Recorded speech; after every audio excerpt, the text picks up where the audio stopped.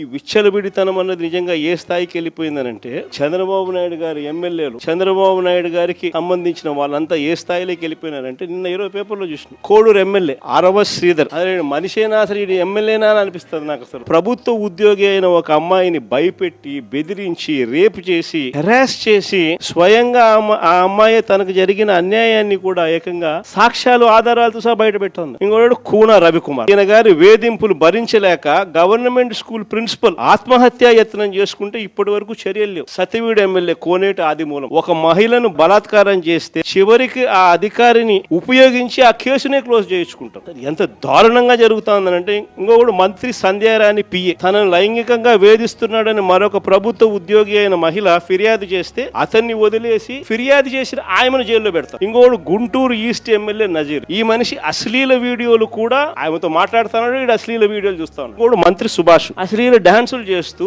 ఏకంగా స్టేజ్ ఎక్కి చిందులేస్తున్నాడు మంత్రి. అసలు నాకు ఆశ్చర్యంగా ఉంది. అసలు జంగల్ రాజ్యం అని అంటే ఇంకా వేరే పేరు ఏమైనా ఉంటుందా ఈ ప్రభుత్వంలో జరుగుతా ఉన్న పనులకు? అసలు ఈ స్టేజ్ లేకి పోవడం ఏంది? దగ్గరుండి ఇట్లా టోళ్ళని తీసుకొని పోయి ఇన్సిడెంట్ జరిగితే భయము భక్తి లేకపోకుండా మరుసటి రోజు జైల్లో పెట్టాల్సిన వాళ్ళందరినీ ఇలాంటిది ఏదైనా చేయాలంటే బొలులో భయం అనేది ఎలా ఉంటుందో చూపించాల్సింది పోయి వీళ్ళందరినీ ప్రోత్సహిస్తా ఉండేది వీళ్ళు. సాక్షాత్తు దగ్గరుండి చంద్రబాబు నాయుడు, ఆయన కొడుకు, ఆయన ప్రభుత్వం.